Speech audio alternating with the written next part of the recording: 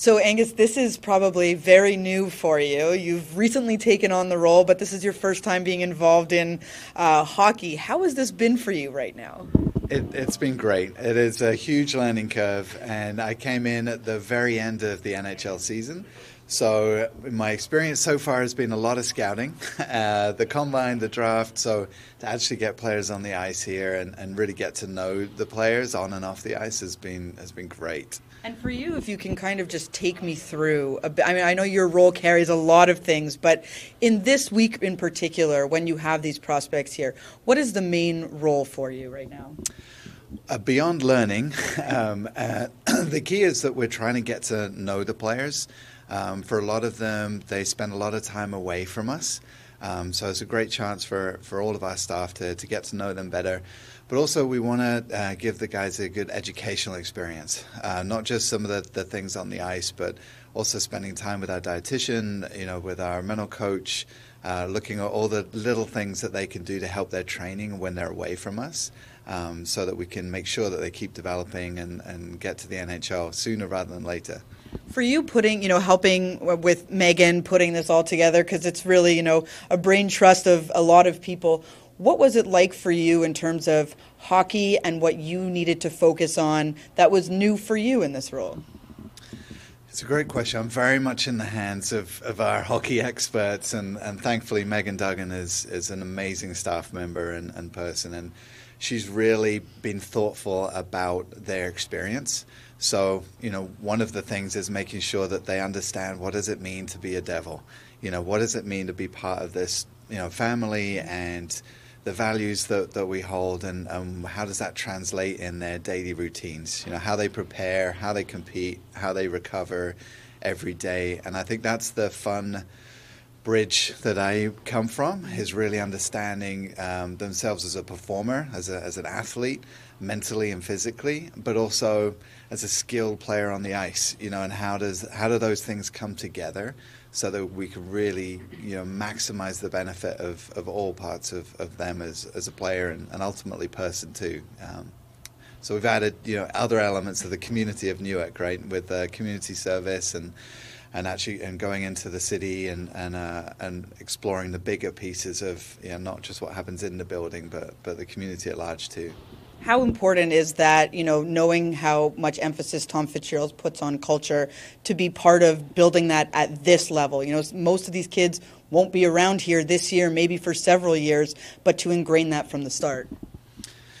It's a great question. I think there's different layers of culture. I think there's an aspect of what happens in the building, setting the tone from Fitzy and the leadership group, but ultimately the players in the locker room, and giving them ownership over the identity and the team that they are on the ice.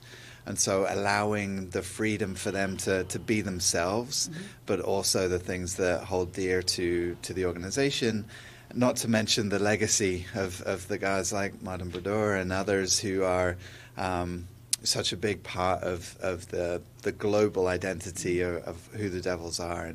And trying to make that real, though. What does that mean on a daily basis for guys as they're getting ready for each day and practicing?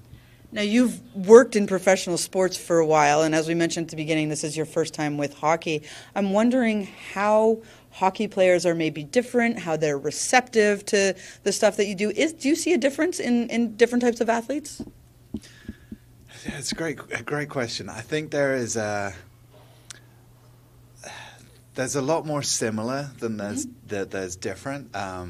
And I think each team has a different culture. It's definitely very different demographically. I don't hear nearly as much Latin music in the locker room, and it's a lot more the Scandinavian touch, which brings its whole new influence. Actually, that would be fun, hearing some Latin music.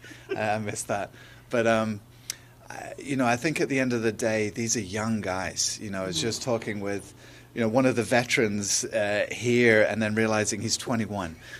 I was like, okay, this is, even though physically, big guy, but there's a maturity factor with these guys too. And a lot of the young guys have also been playing in men's leagues, for a while, or living independently. So there's a maturity and toughness that's different with hockey. But at the end of the day, these are kids, you know, and they want to get better, and they're doing something exceptional and really difficult. So I think that there is something that's really fun and energizing to be around with players trying to make the most of it and do something really difficult. Can you tell me a little bit about your experience of working with Megan? Yeah, Megan is an unbelievable human, and I think right from, you know, even just the interview process and me coming into the organization, how welcoming everyone was. I think her humility is something that stands out. You know, she's captain Team USA. She's won gold medals, but you would never know that about her. You know, she's president of the Women's Sports Foundation and never mentioned it. It's like, that's kind of a big deal. So, but I think that goes hand in hand with a lot of what I've found here, but also with hockey, is this humility and humanity that is great, that really made me feel welcome and excited to be here. What is the most exciting part for you of this week-long experience? I think, honestly, it's the people. So getting to know the players on and off the ice. The fact I'm starting in the off-season has meant that there's a whole lot of meetings, but not a lot of hockey. So actually seeing them play out there and being close to the ice has been really fun.